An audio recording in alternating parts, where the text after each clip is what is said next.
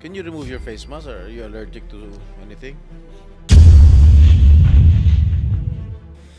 Alright, despite repeated invitations coming from this committee, bakit ngayon ka lang nag-appear?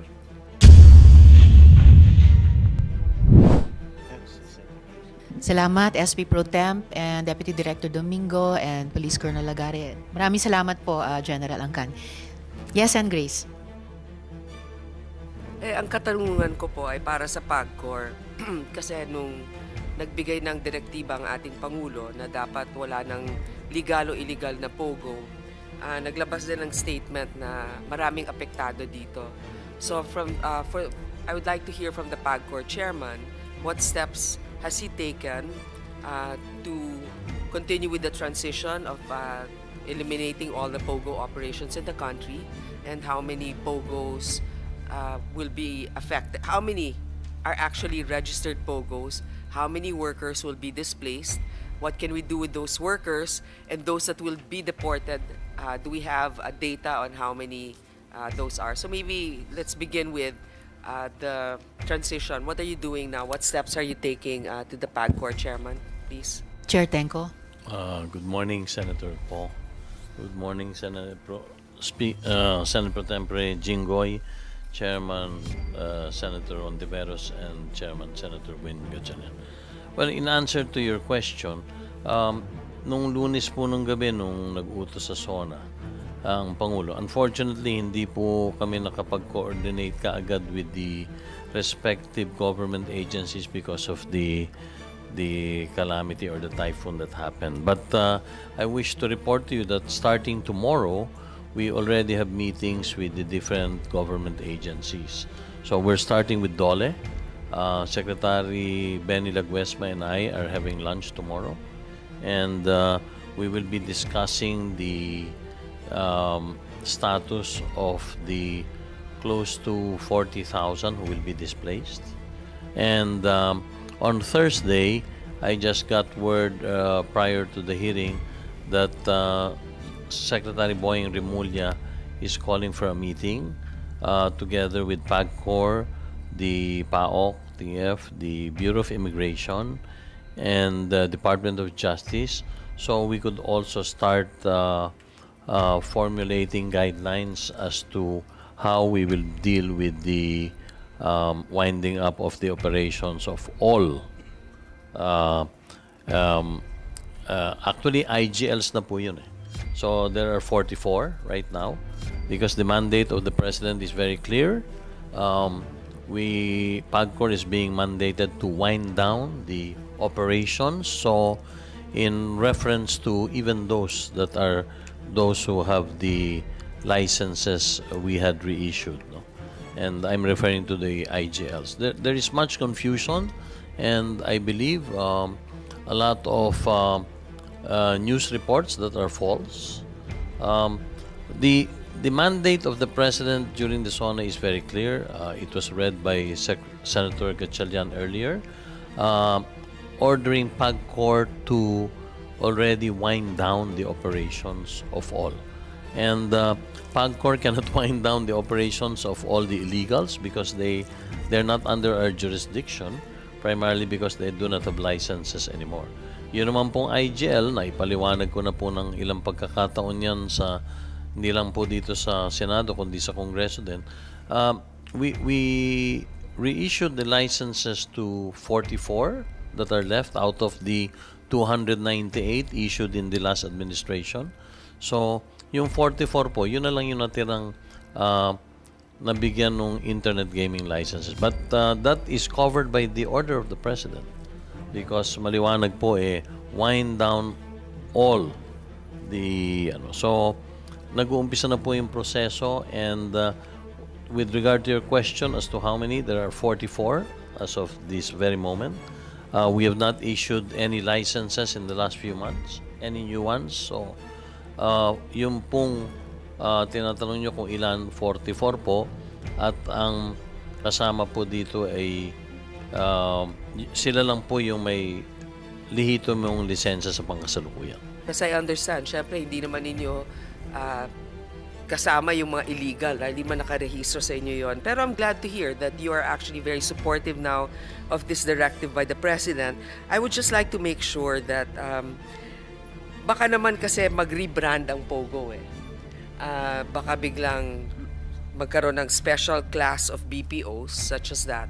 So anything that will have to go through PAGCOR, I would just like to make sure bawal na yung mga licenses for that.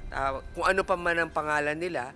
Number two, ang daming mga infrastructure ng POGOs. Illegal infrastructures, because we found those that are not really registered. Maybe the government can decide what we can do with that. Baka mamaya housing na yan para sa ating mga kababayan. I mean, after we pay the proper fees for that, to be able to take over those places legally, I think it can be converted to help our countrymen. But definitely, I am in support of a possible bill in the Senate that we should file to ban any sort of POGOs or anything that has related to gambling online. So that will be my only question for PAGCOR, and maybe later on again for other agencies. Thank you, Madam Chair. Thank you rin, Sen. Grace. And salamat din sa actually maganda at baka nasisimula ng ideya ninyo na yung mga ibang vacated infrastructure ng mga POGO na binan na nga at pinapa-wind down ni Presidente ay maaring mapakinabangan ng ating mga kababayan sa pamamagitan ng gobyerno. I'm referring to a first step in that spirit dun sa isang probisyon ng bago nating ipinasang AFASA law, yung Anti-Financial Scam Law, na may provision po dun, at salamat muli kay Chair Mark na tinanggap nila yung proposed amendment ng representasyong ito, na assets seized in raids in which victim survivors of human trafficking were rescued ay maaring gamitin ng mga department at o ahensya ng gobyerno para i-rehabilitate. Yes, itong mga victim survivors. So maraming salamat sa ideya nyo para sa posibleng mas malawak na sakop ng mga infrastructure ng mga POGO. Salamat, Sen. Grace. Yes, SP Pro Tem. Thank you, Madam Chair. I would like to ask some questions to Mr. Dennis Cunanan. Can you remove your face mask, or are you allergic to anything?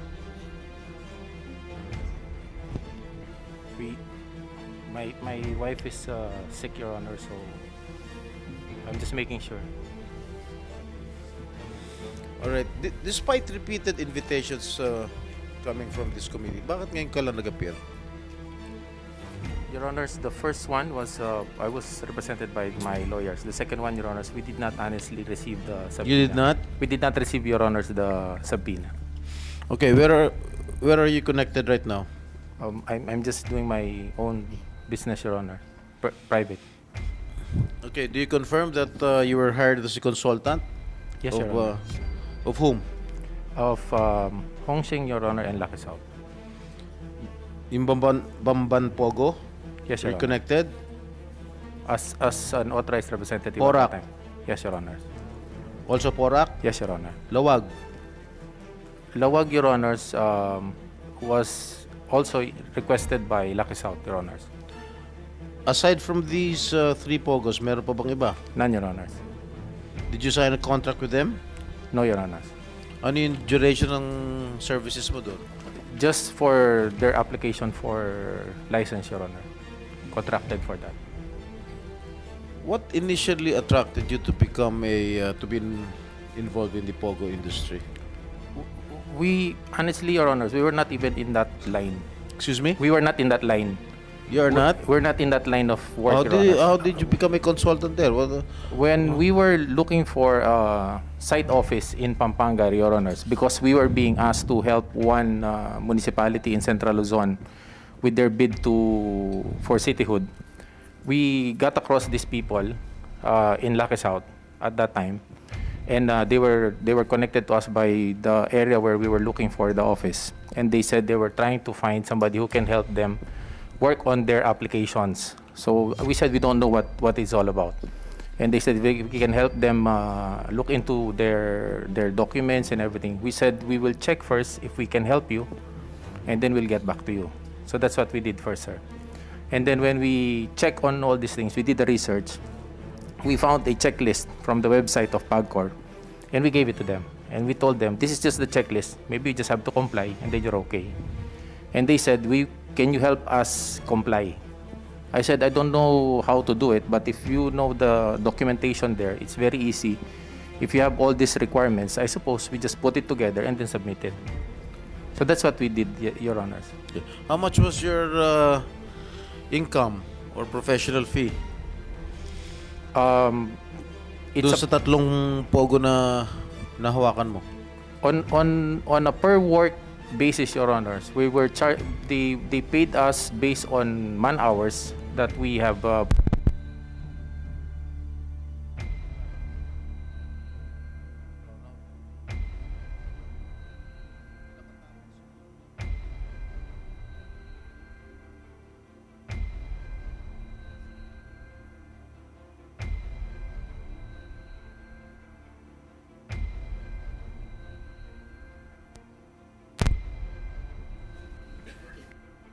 Mr. Cunanan, please proceed. Also, it's a man hour on a base of man hour consultancy work, sir. Parang based on an hour basis na dinivote namin, tapos yung milestones pag may natatapos ko. Okay, specifically, magkano kinita mo rin sa Bamban Pogo?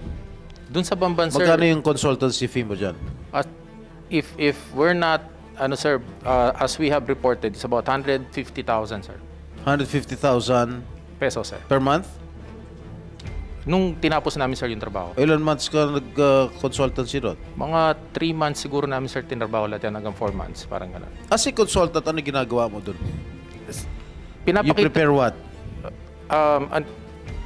sir, hindi May lang... kinakausap ka sa PAGCOR? Wala, sir. Ang nangyari, sir, meron sila kasing mga group nila. So, for example, yung nakikipag-usap sa amin, parang translator, pinapakita niya kung yun yung mga requirements nga na nakalagay doon. Kung yun nga yung SEC, kung yun nga yung kanilang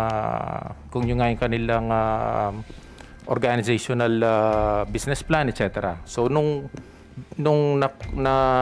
tulungan namin sila, sir, ma-identify yun at yun nga yung kailangan nilang i-submit. Nagpa-assist sila kung pwedeng kami mag-submit sa Manila for them. That's why we were there. Meron kang sariling consultancy firm? Yes, sir. So, yung meron kayo kontrata? Hindi na kami, sir, nag-engage into a contract kasi sabi nila they cannot afford a full contract based on our consultancy. Sino kausap mo doon sa Bamban Pogo? Doon sa Bamban, sir, may a certain Vivi Chen. What's the name? Vivi Chen po. Chinese? Chinese po siya na translator. Do you think she's related with Mayor Go? I'm not aware, Your Honors, but she was the one coordinating with us. Wala kayong kontrata? Wala, Kasulatan? Your Honor. Wala Ano, po. verbal lang? Ang nangyari, Your Honors, when they contracted us, we checked with the local government kung investor nga sa lugar nila yon. And then the mayor at that time verified and Who assured was us. the mayor at the time? Mayor John Feliciano, Your Honors, verified and told us that these are investors in his municipality and if they can be assisted. Kailan ka pa nagtayo ng consultancy firm? We started 2017, Your Honors. 2017? Yes, Your Honors. Alright. Doon sa Porac, how much were you paid? Almost the same, Your Honors. Almost the same. Yes, Sa Your Honor. Lawag? Hindi ko kami lumayo. Sino kausap mo sa Porac? Yung sa Porac ko, Charlotte Sia, Your Honors. Also a Chinese national? Yes, Your Honors. And apparently her Chinese name is Han Gao. Parang Han Gao. Lawag. Sila rin po, Your Honors. Sino sila? Si Han Gao, dun sa... Yung Sia? Yes, Your Honors.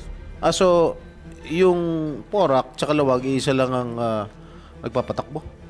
Yeah, Am I correct? Yung Lawag, Your Honors, hindi umandar.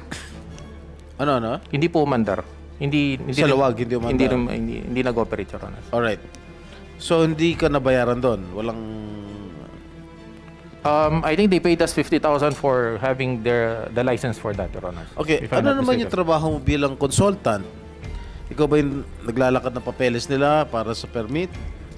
At ikaw ba marahil kumakausap sa mga government agencies bilang nakapag-establish ka na rin siguro ng mga contract sa loob ng gobyerno. Actually, Your Honors, it's more on reviewing their communications na nakakarating sa kanila para maintindihan ho nila kung tama nga o hindi. Tapos, we help them with their replies kung paano nila sasagutin, and then they're the ones who submitted. Di ba para lumalabas na fixer ka?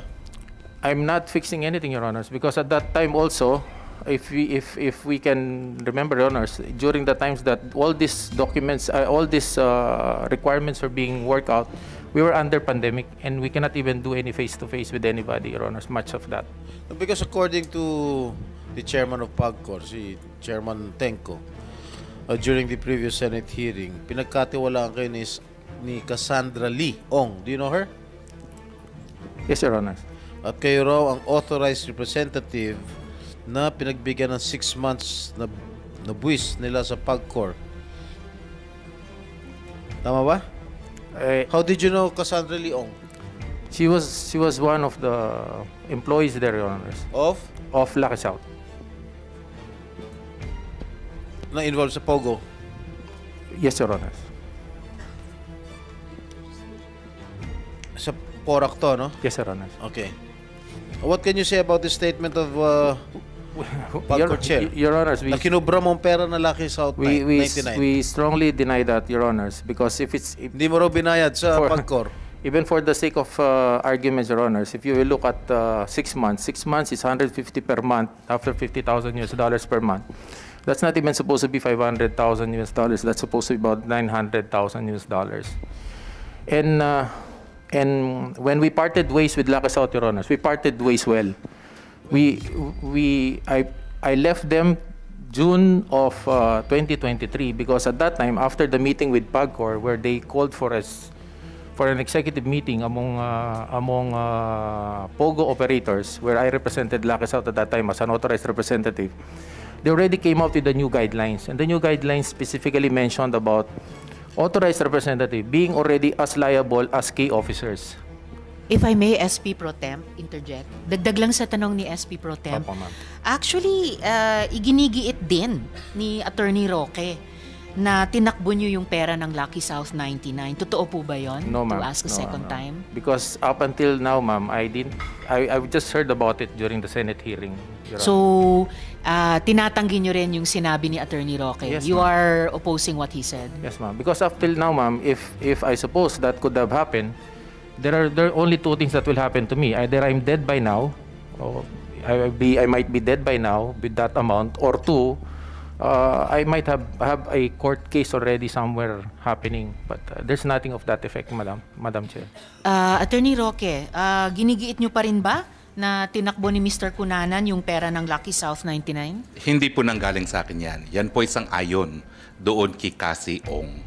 Kaya ako nga po siya so sinamahan. si Cassie Leong ang Siya nagsabi. po ang nagsabi. Na Kaya tinakbo po, ni Mr. Cunanan. At ang totoo po niyan. Teka po. So, si Cassie Leong ang ayon or nagsabi Tama na po yan. tinakbo ni Mr. Cunanan ang pera ni Cassie Leong sa Lucky South 99. Hindi po niya pera, yung pambayad sa PAGCOR. Of course, that's ng what I Lucky mean. South. So, Opo. tinakbo ni Mr. Cunanan, yung binanggit din ni Mr. Cunanan ngayon lamang na 6 na buwang buwis ng Lucky South 99. Yan po ay isang ayon kay Cassie Ong. Yes, and therefore, sinamahan nyo siya sa PAGCOR. So, itatanong ko pa po yun mamaya. Yes, SP Pro Temp, you still have the floor. Thank you, Madam Chair. Kailan na natapos yung serbisyo mo sa Pogo? Yung technical work po namin, Your Honors, immediately terminates upon issuance of their license. Tapos When was this? like yung sa Lucky South 2021 nila nakuha yung lisensya nila. Ang ganun din ho yung sa Hong Seng naman 2021 if I'm not mistaken no nakuha nila 21. So, Your Honors, what happened is after that nire-request na lang ho nila ako kung wala meron silang sulat na natanggap once a month or every other month. They request that if I can visit them and read on the papers that they receive, and then they pay us on a man-hour basis. So wala na kayong connection sa Pogo as early as 2022? Yes, Your Or Honor. 2021? Yes, Your Honor. Kung kayo, bakit kayo nirereklamo noong July 2023 na hindi ninyo binabayad yung taxes ng Lucky South sa PAGCOR? I have the same question, Your Honors. Huh? I have the same question, Your Honor. What do you mean? Hindi rin ko alam bakit. Most likely, it's part of what they want to do, Your Honor. So, anong proof mo? Sorry, SP Pro Tem. Most likely it's part of what? Yung operational, I don't know what they want to do, ma'am. Thank you, Mr. Cunanan. Anong proof mo? Na nagbayad ka sa PAGCOR? Nagbayad ka ba sa PAGCOR? Your Honors, hindi naman all the time ako na kapag po hindi, Pinagkatiwalaan nga sa yung pera eh. pag yung nga kung sinasabi Ni nila, Cassie meron ho Leong. silang hindi lang sila makapunta, but they were the ones who's paying, Your Honors. Pag hindi lang ho sila makapunta ng Manila and they need somebody to help them pay, then we assist them, but we do not handle it, Your Pero ang Honors. sabi nga ni Cassandra Leong, na binigay daw sa yung pera, pero hindi mo nga binayad. Yun ang sinabi ni Chairman Altenco. Which we SP deny, Pro Your Temp, Honors. excuse me, Mr. Cunanan, if I may interject. Could we ask Chair Tenco, ano exactly yung sinabi ni Cassie Leong at ni Attorney Roque sa inyo tungkol kay Mr. Cunanan? Nung ulitin ko lang po, nung himingi po ng appointment noon si former Secretary Roque, dumating po sila sa aking tanggapan. Ang kasama po ni Secretary Roque ay si a certain Cassandra Leong. At yun po ang dinudulog niyang matulungan sapagkat ang problema po ni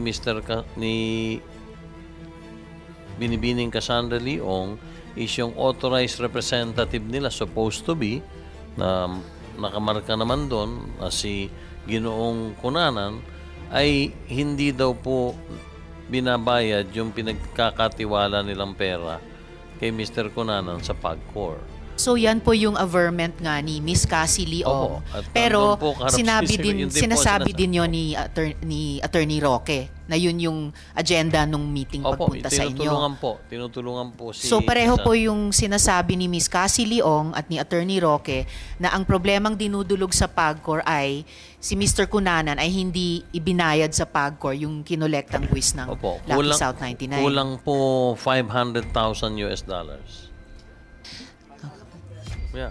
Dollars po, 500,000 US dollars. $500,000 po. Ang totoo po, sabi pa ni Cassandra Leong sa amin noon ni Attorney Fernandez, habang nag-uusap kami, meron na pong nagbabayad sa isang land bank branch sa account ng PAGCOR na partial payment.